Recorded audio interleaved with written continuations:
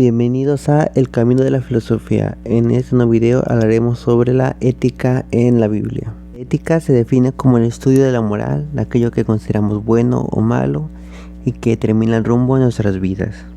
O también se definirá como el estudio de la forma de vivir, porque cuando pensamos de que la ética del filósofo es como tal un estilo de vida, un estilo de accionar, de reaccionar a ciertos sucesos o a la elaboración de ciertos sucesos.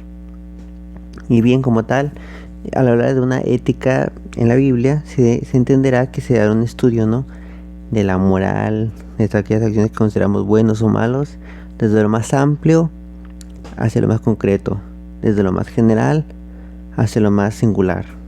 La moral es un concepto que se configura, se desarrolla de diversas maneras, de diversas formas. Cada corriente de pensamiento desarrolla su ética conforme a su sistema filosófico. Por lo cual, para finalizar, no habría un concepto o una definición unívoca de lo moral, de aquello que consideramos bueno o malo. Y por lo cual no tendríamos que hablar de falsa moral o de una moral, digamos, sesgada o de una moralidad mal fundamentada, dado que cada sistema de pensamiento desarrolla su moral de manera diversa, bajo parámetros diferentes, puede ser o más cerrada o más abierta, pero sigue siendo moral y no por eso tiene que estar necesariamente, digamos, mal fundada o bien fundada. Esta primera parte la llamaremos ética cósmica. Cósmica viene de la palabra cosmos, que a su vez significa mundo, universo.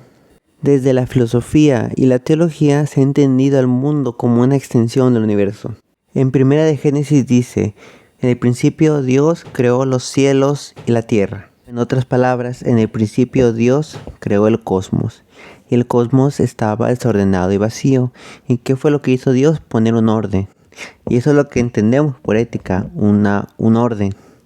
Una forma de conducirse, una forma de establecerse algo. Ya que la ética es lo contrario al desorden, a las acciones erráticas. El origen del cosmos tiene una relación directa con el principio de la vida cristiana, ya que antes de venir a Dios estamos desordenados y vacíos. Por lo cual, la vida cristiana se rige bajo el orden cósmico que fundamentó Dios. Pero ¿cuál es ese orden como tal? Dice que en el principio Dios creó la luz y separó la luz de las tinieblas para que la luz reinase sobre las tinieblas, de que el día lo llamó luz y a las tinieblas lo llamó noche. Y fue en la mañana y el mediodía un día.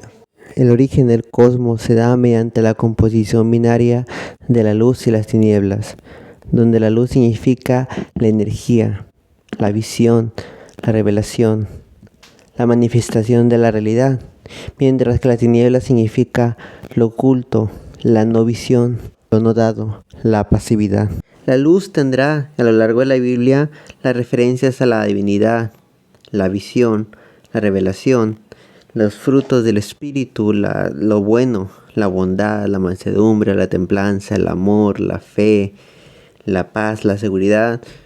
Mientras las tinieblas tendrán enfoque a lo maldito, a lo profano, a lo incierto, a la duda. Siempre tendrán esta alusión a las malas conductas, digamos, por ejemplo, antes ustedes estaban en las tinieblas, o sea, en la oscuridad. Estaban lejos de la visión, lejos del camino correcto. Porque ya alguien sin visión, alguien que anda en la oscuridad, no puede entender o ver el camino correcto. No puede seguirlo, mucho menos. Y aquí vemos que las tinieblas tienen un enfoque negativo, un enfoque hacia las malas conductas, a las conductas que nos llevarán lejos de Dios. Y la luz es lo que nos lleva a Dios, ¿no? Por eso la luz reina sobre las tinieblas, ¿no? Porque tiene que ser así, desde el punto de vista bíblico, las buenas conductas tienen siempre que corresponder a lo más elevado y las tinieblas tienen que responder a lo más bajo. Y por eso siempre esta alusión, ¿no?, con el infierno, con aquello que está abajo y la luz como aquello que se encuentra arriba, ¿no?, que se encuentra en las alturas. Haciendo alusión, ¿no?, a que tenemos que cada vez más ascender a un nuevo estado espiritual, ascender, digamos, por medio de rituales, por medio de ejercicios espirituales, por medio de actividades espirituales, ascender. Por eso lo espiritual siempre se enfoca desde un punto de vista de lo arriba, mientras que las tinieblas, lo profano, lo maldito, siempre se mira hacia abajo, hacia un punto de vista, digamos, negativo. Y justamente es por eso que la Biblia nos demanda hacer luz en las tinieblas, ¿no? Alumbrar a aquellos que están en la oscuridad, sin visión de las cosas divinas del mundo espiritual. La luz muestra, manifiesta, revela las cosas tal cual son, ya que sin la luz no conoceríamos nada de lo que actualmente conocemos, no sabríamos nada, no podríamos captar nada. La luz es importante, es sustancial en nuestra visión sobre la realidad. El siguiente punto es la ética macrosocial, o la ética en relación a la sociedad. La Biblia habla de una ética que se ejerce en la sociedad, en la esfera social. Por ejemplo, si somos trabajadores, estamos subordinados a una persona, si somos jefes, si tenemos personas a nuestro cargo. ¿Por qué no hablar de los gobernadores? La Biblia dice algo respecto a eso. Nosotros como ciudadanos o empleados tenemos que sujetarnos a nuestras autoridades. Hay leyes que nosotros tenemos que cumplir y se nos dicen que en la medida en que depende de nosotros, en la medida que nos sea posible como hijos de Dios, tenemos que estar en paz con todos los hombres. La Biblia nos llama a ser pacificadores, a no fomentar la paz, a no fomentar las divisiones, los pleitos, las contiendas, ver por los más necesitados, por las viudas, por los huérfanos, por aquellos que necesitaban, digamos, alimento, un peso para poder sustentarse, ver por los enfermos, por alguien que necesita un vaso de agua. Los gobernadores y los jefes tienen que practicar la justicia, ver por sus subordinados. En Deuteronomio capítulo 17 versículos 14 al 20 se nos habla de cómo un rey, o en este caso como un gobernador, tiene que ser, no ostentarse para sí muchas riquezas para generar una disparidad entre él y a quienes va a gobernar. También tiene que fomentar la justicia, de cumplir los mandamientos de Dios, las obras de Dios. En ese caso de no ser avaricioso, contencioso, no darse a los excesos. Practicar la misericordia con aquellos que necesitan la misericordia o la justicia contra la corrupción. No ceder ante el chantaje, el soborno ni dar falso testimonio. En el plano general, muchas actitudes que se le confieren que debe de hacer un gobernador o un jefe casi son las mismas que un ciudadano tiene que ser, porque es así, un ciudadano y un gobernador no son diferentes, no son superiores. Son iguales, los dos delante de Dios. No se tiene que aplicar ningún tipo de favoritismo con alguien que cumple o no cumple la justicia. Nuestro rol dentro de la sociedad es importante para que ésta permanezca. Y continuamos con este siguiente punto, con la ética microsocial o la ética enfocada a la familia. La Biblia habla de cómo los padres tienen que hacer con sus hijos, los hijos con sus padres, cómo los hermanos tienen que comportarse entre sí, cómo tratarse entre ellos, y cómo un esposo tiene que hacer con su esposa y cómo una esposa tiene que ser con su esposo. En el principio, en el Génesis nos dice: el hombre dejará a su padre y a su madre, se unirá a su mujer y los dos serán una sola carne. O sea que es una relación de 50-50, nadie será más ni nadie será menos en la relación. El hecho de que el esposo se le diga que debe tratar a su mujer con el vaso más frágil, que tiene que amarla, significa que nunca la va a hacer menos, nunca la va a tratar como alguien inferior, como alguien que no tiene más capacidades que él, que no va a abusar en ningún sentido, que nunca la va a maltratar, que nunca la va a menospreciar.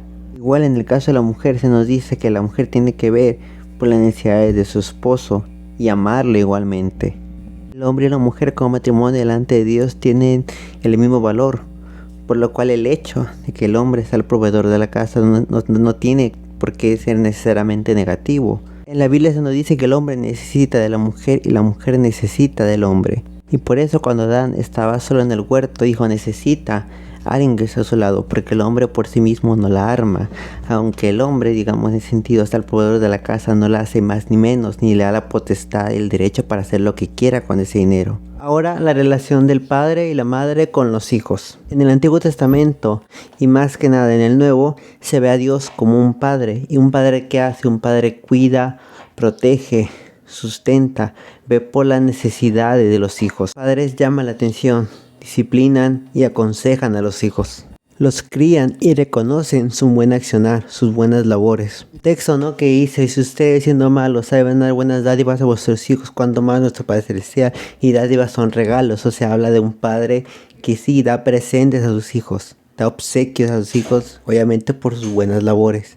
Más atrás dice, ¿qué padre de vosotros si su hijo le pide un pan, le dará una piedra? ¿O si un pescado, le dará una serpiente? Estamos hablando de unos padres que quieren y aman a sus hijos. Y los hijos por su parte tienen que honrar y obedecer a sus padres, porque eso es algo que al Señor le agrada. Pero es curioso, ¿no? Porque en Efesios 6:1 habla de honrar y obedecer a los padres. Más abajo dice, padres, no provoquen a ira a sus hijos, sino disciplinarlos y amonestarlos en el nombre del Señor, o sea, con amor. Eso quiere decir que los padres no tienen que abusar de su autoridad para hacer lo que ellos quieran, sino que todo tiene que hacerse en el nombre del Señor. Y mi experiencia leyendo la Biblia es que no solamente las mujeres tienen la labor de criar y cuidar a sus hijos, sino también es una labor, como hemos visto, de los padres, del hombre también. Y esto se sintetiza en 2 puntos. El primero, que Dios a los padres le dio sus hijos, y a los hijos Dios le dio sus padres, por lo cual los padres no tienen el derecho ni la obligación de hacer lo que quieran con sus hijos, lo que les pega la gana, sino hacerlo en el nombre del Señor. Y viceversa, a los hijos no tienen el derecho ni la obligación de hacer lo que quiera con sus padres, porque es de Dios. Todo tiene que hacerse en el nombre del Señor. Y en este siguiente punto, como hemos escuchado, está pasado de lo más amplio, que pasando del universo, del mundo, ahora de la sociedad, la familia, y ahora la ética enfocada al prójimo, o sea, mi relación personal con alguien externo, o sea, mi relación con el prójimo, con aquel que me es semejante. Y hablando de semejante, estoy diciendo mucho, o sea, que es mi igual, o sea, que no lo voy a tratar como alguien inferior, como alguien menos, porque es mi semejante.